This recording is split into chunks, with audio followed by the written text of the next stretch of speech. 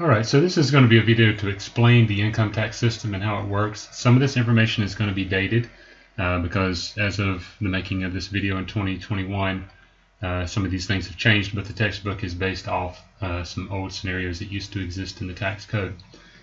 So with that out of the way, I gave a link here at the beginning to show some helpful tax forms that you can find and correlate some of this information. So we have to go through a list of definitions first. Gross income. These are things that you add all these together. So the most typical source of income is your W-2 from your job. You can make interest on your bank accounts. That's included in your income. If you have any stocks or bonds or mutual funds or any investments, you get dividends paid on those typically. And that's income. Capital gains from selling stock, and sometimes mutual funds might issue capital gains. And even if you receive alimony or have rental property income, all those things are tied into your income. All right, the next thing, we start to subtract things off of that. These are things that maybe affect your income in a negative way.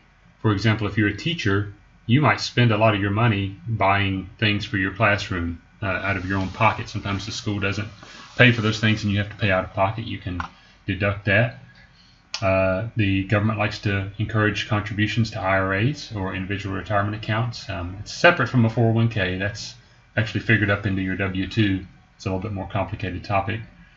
Contributing to a health savings account, which some people have access to through their employers. Another example is if you're an armed forces member and you have to move, you can deduct your moving expenses, tuition and fees for college, all these things. And if you pay alimony to someone, you can deduct that from your income. So they call those things are adjustments. Now there's another thing you can subtract down here called deductions. And these are certain things that the IRS likes to give people credit for having paid. In some cases you have maybe excessive medical or dental expenses that are not covered by your insurance. You can deduct those up to a certain amount. You have to hit a threshold. You have to have a certain number amount of expenses to be able to capture that. But when you pay your state taxes, if you owe state tax, or if you pay your local taxes, such as property tax to your county, you can deduct that. You can also deduct your mortgage interest that you pay to buy your home, and also gifts to charity. So if you give money to your church, or if you take items to Goodwill and you track all those items, you can get a deduction for that. And if you have a loss from a federally declared disaster, you can also include that in your deductions.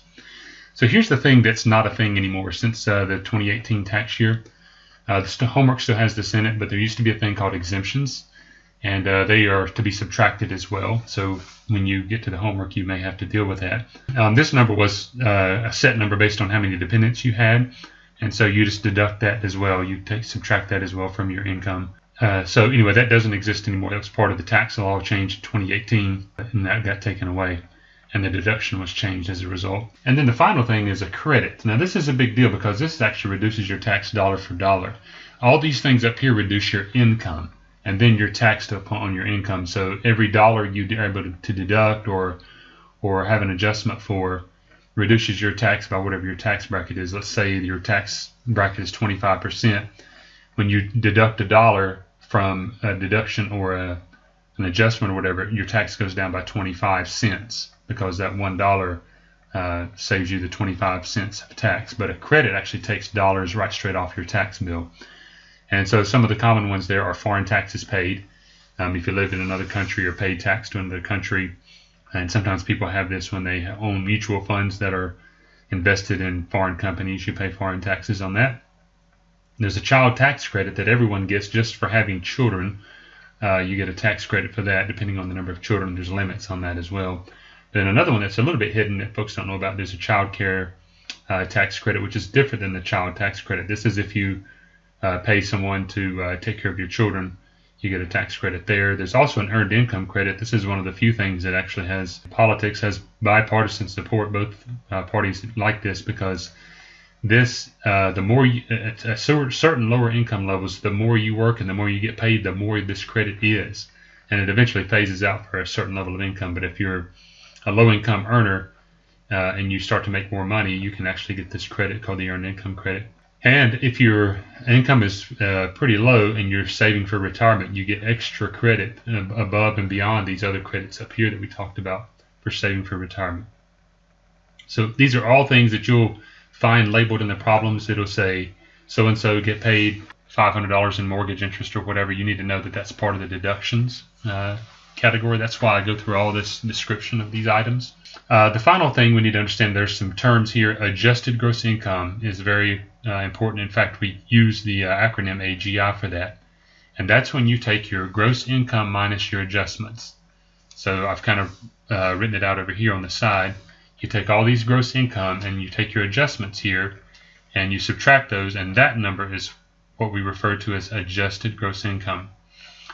All right, and then when we subtract our deductions and our exemptions in the homework, again, we don't do that anymore, but in the homework, when you subtract your deductions and exemptions, that's when you arrive at what we call taxable income. So taxable income is the adjusted gross income minus the deductions and exemptions.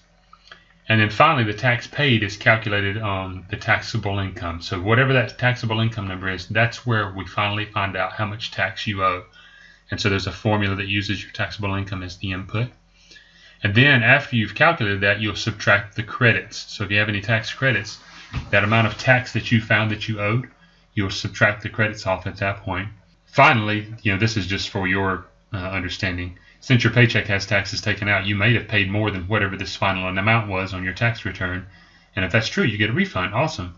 But if not, unfortunately, you have to send them more money. So that's how the tax system works. And so we'll go down here to work an example of a problem to find all these terms.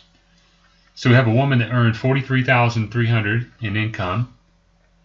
She had $2,900 from interest in a savings account. She contributed $3,700 to a tax-deferred retirement plan.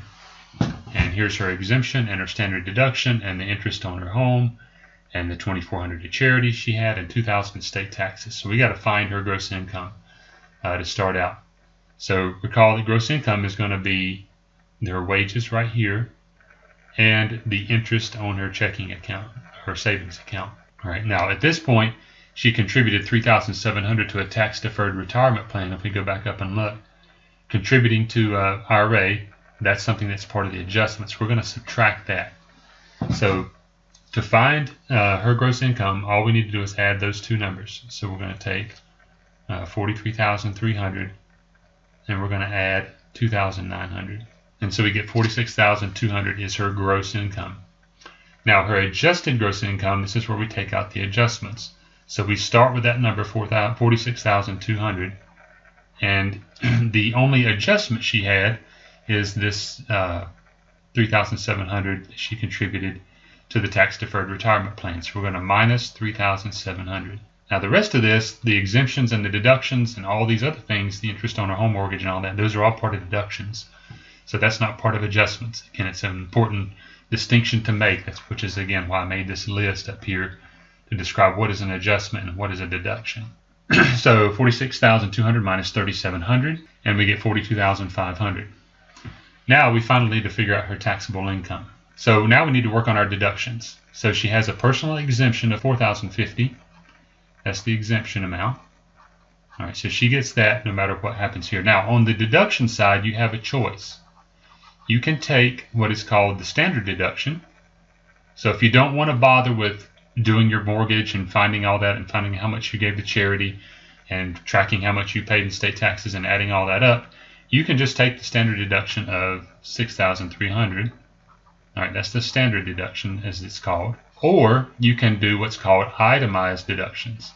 And itemized is when you make a list of all the things that you want to try to take a deduction for. So if you've kept good track of all your charitable giving and your state and local taxes and your mortgage interest and your losses from your federally declared disaster, you can write all these things out, but you don't have to. You can take the standard deduction. But what we want to do here is see which one of these is greater, because it's to our benefit. Since this is being subtracted, we want to find which one is bigger. So her itemized deductions would add up to $8,400 for the mortgage. Let me switch colors here. The $2,400 that she gave to charity is right there. That's a deduction.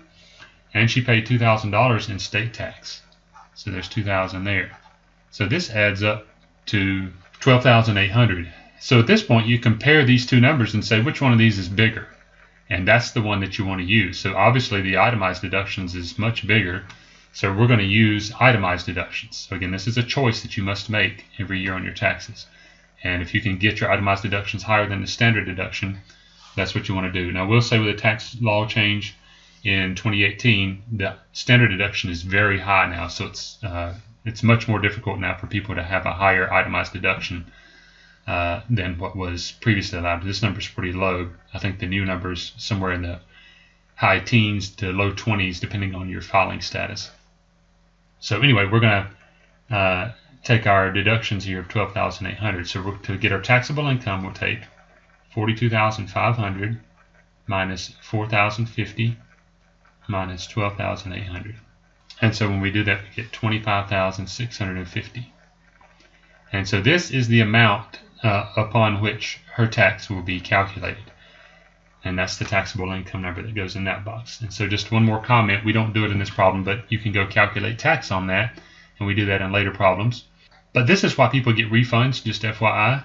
She made $43,300 with her employer at her job. And she had some more income, but she had these other things that were deductions for her and credits and all these kind of things. And so at the end of the day, she should have only paid tax on $25,000 worth of money, but she paid it out of her paycheck on $43,000 worth of money. And that's why most people do get refunds back, is because when they add in their deductions and their adjustments and their credits and all these things, it brings the number down significantly, and that's why most people end up getting refunds. So I hope this helps. It's a long video, but I hope it helps you understand this tax system a little bit better and how to work one of these problems.